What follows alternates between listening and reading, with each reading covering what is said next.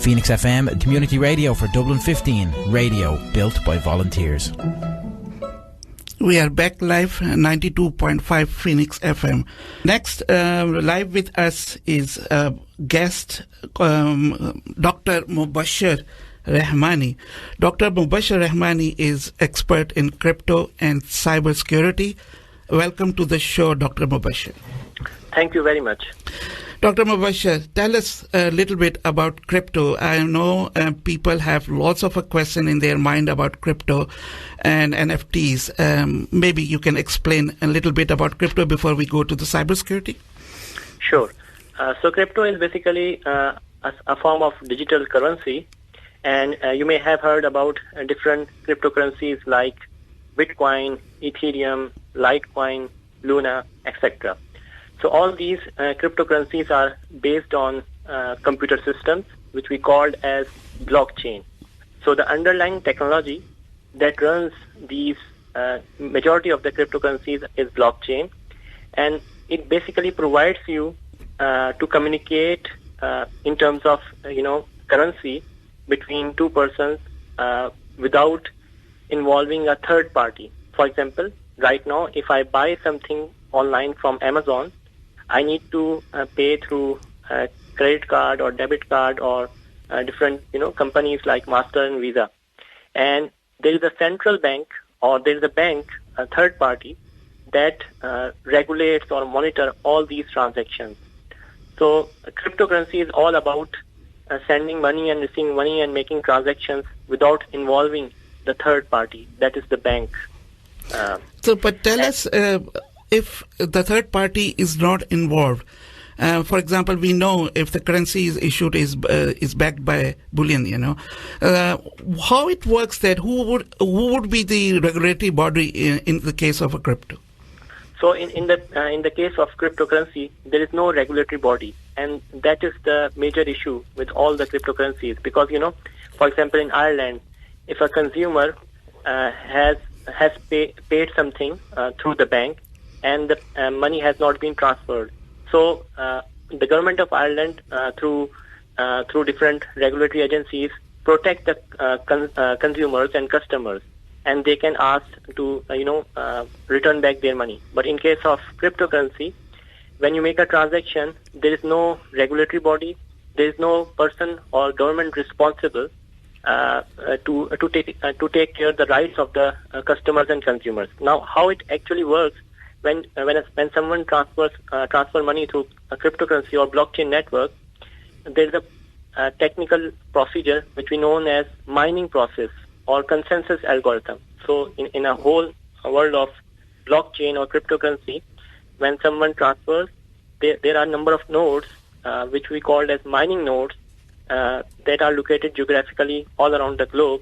They try to authenticate that transaction. So this is how the system works, and it creates trust within the cryptocurrency and blockchain. And do you think there is a future of a cryptocurrency there? I recently heard that we were talking about the Bitcoin. It lost a lot of share value. What is the future of a crypto in your opinion? So, in my opinion, basically, we have alternate initiatives like central bank digital currency. So these digital currencies are basically backed by the government, and for example, UK central bank digital currency, or EU is also going for digital euro. So considering these initiatives, I don't think so that Bitcoin and other cryptocurrencies will flourish more, because they are not going to be backed by the government and regulatory bodies. And recently, Amazon did launch some digital currency as well. I'm not sure about Amazon, but yeah. Okay. Dr. Mubashir, I've got a question. It's Brian here with co-host with Tausif.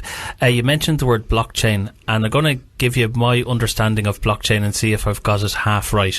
It's a bit like a ledger, where like a car has a logbook and the previous owner's details will be in the logbook, so that it goes with the car, and in blockchain, information travels with the token or the file, the digital file. So let's say it's a radio show that's 2 hours long, like our show today, that in the future, or even you could do this now, that people could share our show and everybody who listens to it will be recorded in the blockchain of that file, and they could donate 20 cents to Phoenix FM for listening to the show, and we could get revenue through the blockchain. Does that sound like what it is?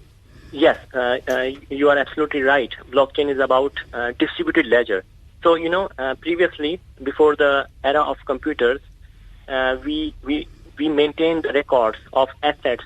We have assets like land records or asset register and death and all these things. So these are assets that we manage, and we manage it manually by writing it in the registers and manual books through and copies. But with the arrival of computers, these ledgers or notebooks or registers were transferred to computer, and we have database management systems.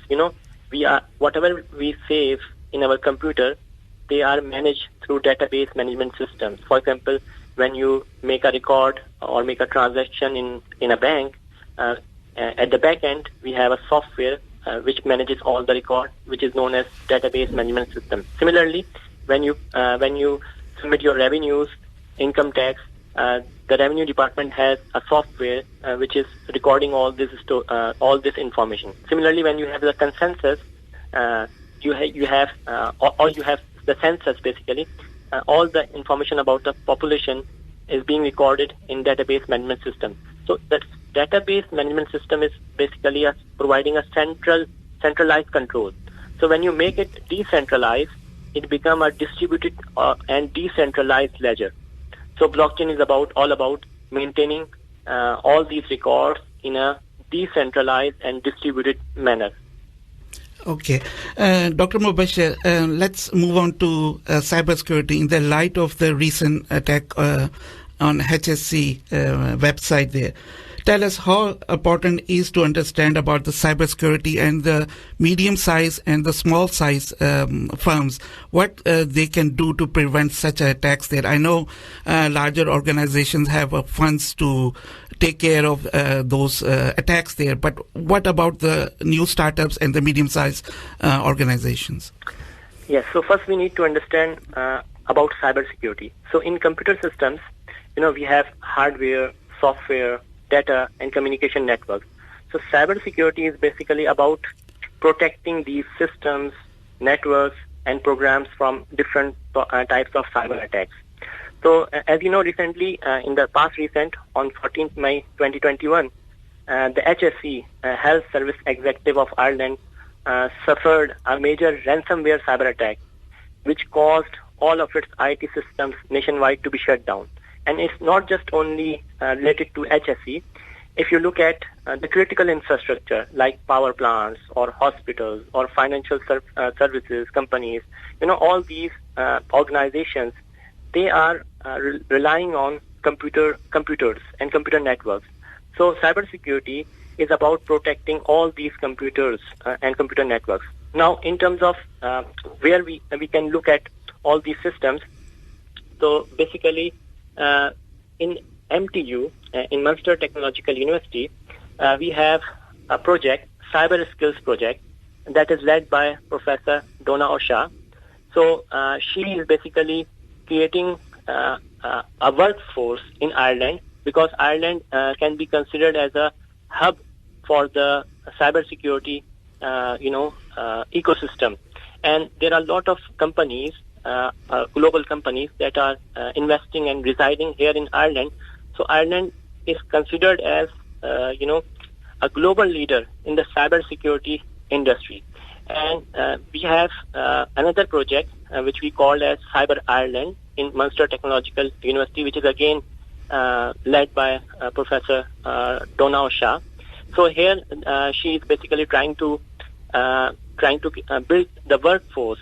And besides this, in Munster Technological University, we have different MSc programs to train, future talent to serve in the industry. So in terms of in terms of SMEs and in terms of industry, definitely, as you can see, all these industries and governments, they are all rely on computer networks and computers. So and someone if someone wants to proceed a career in a cybersecurity, what path they can adopt to become a cybersecurity expert?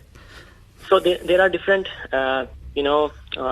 responsibilities or different roles in the cybersecurity area. For example, there is a security architect, there is a cybersecurity analyst, a network security engineer, digital forensics, and secure software developer. So all these are different careers in the area of cybersecurity. So first, we need to have a basic undergraduate degree in computer science, in software development, in computer systems, and then one can go and proceed for particular specialization to go for any of these roles in the cybersecurity area. Thank you very much. And just one last question.